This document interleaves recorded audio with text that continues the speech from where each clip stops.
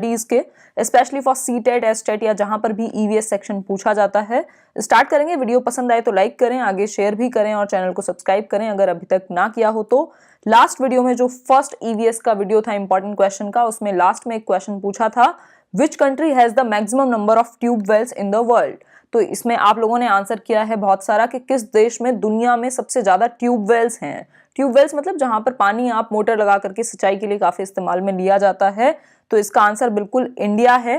2.6 million deep tube wells हैं भारत में और जिनका इस्तेमाल आपका सिंचाई में, खेती में इस्तेमाल किया जाता है जिनको। तो ये एक आंसर हुआ। कुछ टॉप कमेंट्स थे जिन लोगों ने इसका रिप्लाई किया, वो एकदम सही है इंडिया। कुछ लोगों ने ऑस्ट्रेलिया कहा लेकिन गलत हो गया। तो ये कुछ टॉप कमेंट्स थे जिन्होंने सही आंसर किया। स्टार्ट करेंगे। आज के लिए भी क्वेश्चन होगा कमेंट सेक्शन में लास्ट में वीडियो के। फर्स्ट क्वेश्चन है, What percentage of land area should remain covered by forest to maintain ecological balance? मतलब पारिस्थितिकी संतुलन बनाए रखने के लिए कितने प्रतिशत भूमि का जो क्षेत्र है उसको जंगल से ढके रहना चाहिए। भाई इकोलॉजिकल बैलेंस कब बनेगा, जो आपके जीव हैं, जिसमें हम हैं, ऑर्गेनिज्म हैं, लिविंग बीइंग्स हैं, आपके प्लांट्स हैं, इन सबको मिलाकर के एक बैलेंस क्रिएट हो, एक बैलेंस की स्थिति हो ताकि सब एग्जिस्टेंस में रह सकें।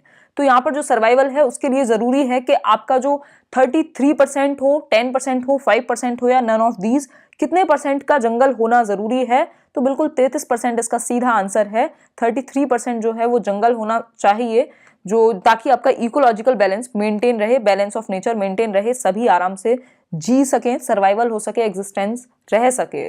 नेक्स्ट है question number 2, The concept that species have changed over long periods of time is known as। मतलब लंबे समय से जो आपकी प्रजातियां हैं उनका बदलने की अवधारणा को किस रूप में देखा जाता है या क्या कहा जाता है। तो एम्ब्रियोलॉजी कहा जाता है, इकोलॉजी कहा जाता है, स्पॉन्टेनियस जनरेशन या ऑर्गेनिक इवोल्यूशन। तो बिल्कुल जो इवोल्यूशन है बेसिकली किसी भी स्पीसी का एक over a period of time, उसको ऑर्गेनिक इवोल्यूशन कहा जाता है। डी ऑप्शन इसका राइट आंसर है। ये आया हुआ क्वेश्चन है। नेक्स्ट है question number 3, in an ecosystem bacteria are. Bacteria क्या होते हैं आपके एक इकोसिस्टम में, पारिस्थितिकी तंत्र में, जिसमें आपके सारे लिविंग बीइंग्स हैं, सब कुछ है, पूरा ही सब कुछ इंक्लूडेड है। तो इकोसिस्टम में बैक्टीरिया सेकेंडरी कंज्यूमर है, प्राइमरी कंज्यूमर है, प्रोड्यूसर है या डीकॉम्पोजर है। खुद सोचें आंसर क्या होगा। तो बिल्कुल जो बैक्टीरिया है वो क्या है, एक अपघटक का काम करता है, डीकॉम्पोजर्स का काम करते हैं, चाहे बैक्टीरिया हो, फंगी हो, वॉर्म्स हो, स्नेल हो, ये सब क्या है जो डेड ऑर्गेनिज्म हैं उन पर ये अपना सर्वाइवल करते हैं। तो डीकॉम्पोजर्स और जो वेस्ट है उसको क्लीन करते हैं, जैसे कि जो बैक्टीरिया है आपकी ब्रेड में भी लग जाए या कोई भी जीव मर जाता है उसमें जब बैक्टीरिया लग जाता है, फंगी लगेगी तो वो अपने आप खत्म होता चला जाएगा, नष्ट होता चला जाएगा। वो जो बैक्टीरिया है, वो जो माइक्रो ऑर्गेनिज्म है जिसको आप खुली आंखों से नहीं देख सकते, वो कहीं ना कहीं वेस्ट को क्लीन कर रहा है और डेड ऑर्गेनिज्म पर बेसिकली वो जीता है। नेक्स्ट है question number 4, ozone layer exist in. तो ओजोन की जो परत है वो कहां पर एग्जिस्ट करती है, कौन सी एक लेयर में, इंपॉर्टेंट है। मीजोस्फीयर में, आइनोस्फीयर में, स्ट्रेटोस्फीयर में या ट्रोपोस्फीयर में। खुद सोचें यहाँ पर क्या आंसर सही होगा। बिल्कुल स्ट्रेटोस्फीयर जो समताप मंडल है वहां पर 30 से 50 किलोमीटर की जो बीच में ये होती है। और स्ट्रेटोस्फीयर की एक और खास बात है कि यहाँ पर ज्यादातर जो प्लेन्स हैं वो यहीं उड़ते हैं, क्योंकि जो एक तो ओजोन लेयर सन से आने वाली जो हार्मफुल रेज हैं उनको रोक लेती है, दूसरा जो समताप रहता है, मतलब जो मंडल, इस स्ट्रेटोस्फीयर में जो आपका मौसम है वो ठीक रहता है, स्टेबल रहता है। तो जो आपके एयरप्लेन्स हैं वो भी यहीं पर, और स्ट्रेटोस्फीयर में ओजोन लेयर भी है। ओजोन लेयर की जो डिप्लीशन है, जो ये मर रही है एक तरह से परत या डिप्लीट हो रही है, खत्म हो रही है, उसका कारण है CFC मतलब क्लोरोफ्लोरोकार्बन। तो इन सब चीजों को भी आप साथ के साथ रिवाइज करते चलें। सी ऑप्शन इसका राइट आंसर हुआ। नेक्स्ट है question number 5, phytoplanktons are the members of. तो जो आपके फाइटोप्लैंक्टॉन्स हैं किस श्रेणी के सदस्य हैं, डेजर्ट इकोसिस्टम में आते हैं, फॉरेस्ट इकोसिस्टम में आते हैं, ग्रासलैंड वाले इकोसिस्टम में या फिर एक्वेटिक इकोसिस्टम में। तो ये जो फाइटोप्लैंक्टॉन्स हैं ये आपके एक्वेटिक या वाटर बीइंग्स हैं जो ओशियंस में, सीज में देखे जाते हैं। डी ऑप्शन इसका राइट आंसर हुआ। नेक्स्ट है question number 6, human being can hear range of sound frequency between. भाई जो मनुष्य हैं वो कितनी ध्वनि की जो आवृत्ति है, सीमा तक, किस सीमा तक सुन सकते हैं ध्वनि को या आवाज को, कौन सी साउंड की फ्रीक्वेंसी तक सुन पाएंगे। 10 से 1000 हर्ट्ज, 20 से 20000 हर्ट्ज या 1 से 100 हर्ट्ज या 1 से 7 हर्ट्ज। तो 20 हर्ट्ज से लेकर के मिनिमम 20,000 हर्ट्ज तक एक ह्यूमन बीइंग सुन सकता है। तो जो बी ऑप्शन है इसका राइट आंसर हुआ। नेक्स्ट है question number 7, first international conference on environment held on. जो पहला पर्यावरण पर अंतरराष्ट्रीय सम्मेलन हुआ वो किस ईयर में हुआ? मार्च 1970 में, मार्च 1968 में, जून 1972 या जून 1970? खुद सोचें। First international conference on environment तो ये हुआ था जून 1972 में। 5th ऑफ जून से 12th ऑफ जून तक ये चला था, और 5th ऑफ जून को इसलिए वर्ल्ड एनवायरमेंट डे भी मनाते हैं हम, क्योंकि जो फर्स्ट इंटरनेशनल कॉन्फ्रेंस थी वो शुरू हुई थी 5 जून 1972 से। तो ये आप ध्यान में रखें, 5th ऑफ जून को वर्ल्ड एनवायरमेंट डे बनाते हैं, और 1972 में फर्स्ट इंटरनेशनल कॉन्फ्रेंस स्टार्ट हुई थी। नेक्स्ट है question number 8, the environment protection act enacted on, जो पर्यावरण जो आपका संरक्षण अधिनियम है वो कब लागू हुआ? 1986 में, 1980 में, 1978 में या 1991 में? खुद सोचें यहाँ पर आंसर क्या होगा। तो एनवायरमेंट प्रोटेक्शन एक्ट आपका 1986 से लागू हुआ, और अगर हम बात करें फर्स्ट इंटरनेशनल कॉन्फ्रेंस की तो वो 1972 में हुई थी। नेक्स्ट क्वेश्चन पर चलेंगे। Which one of the following are non-renewable resources? मतलब निम्नलिखित में से कौन सा गैर नवीकरणीय संसाधन है? ऐसा रिसोर्स कौन सा है जिसको दोबारा से रिन्यू नहीं किया जा सकता, दोबारा से प्राप्त नहीं किया जा सकता?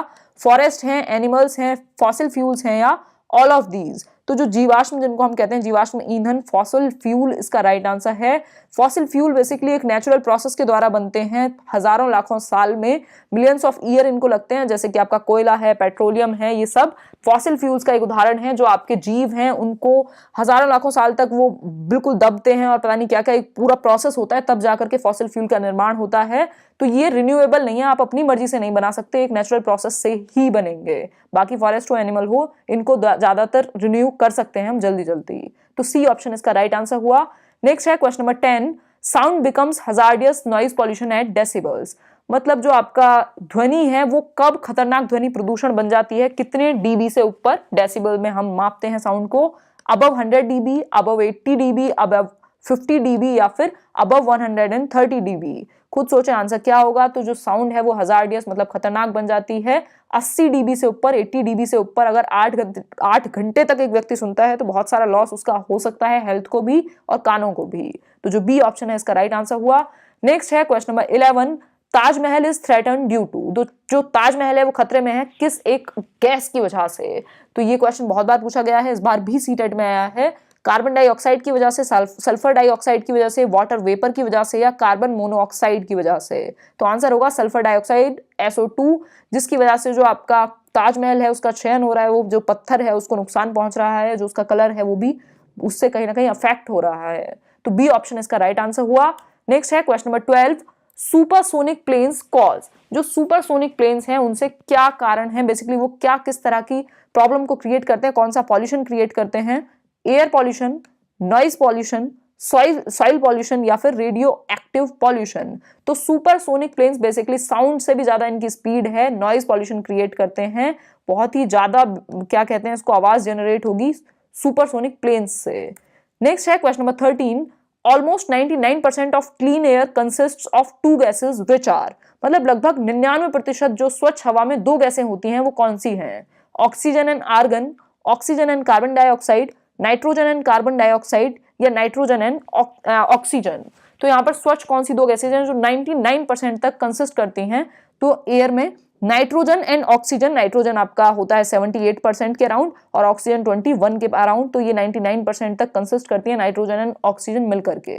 नेक्स्ट है question number 14, the Indian government has started conservation projects of which of the following species, मतलब भारत सरकार ने निम्नलिखित में से किस प्रजाति की संरक्षण के लिए परियोजनाएं शुरू की हैं?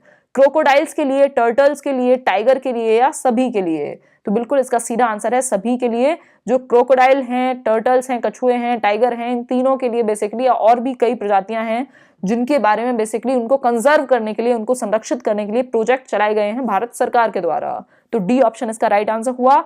अब है नेक्स्ट क्वेश्चन जो एक क्विज के जैसा है, जिसका आंसर आप करेंगे कमेंट सेक्शन में, और जो टॉप कमेंट्स होंगे उनको मैं नेक्स्ट वीडियो में फीचर करूंगी शुरुआत में ही। इसमें क्वेश्चन है, how much percentage of nitrogen consists in earth's atmosphere, मतलब पृथ्वी के वायुमंडल में नाइट्रोजन का कितना प्रतिशत होता है निहित? 12%, 25%, 78% या 92%?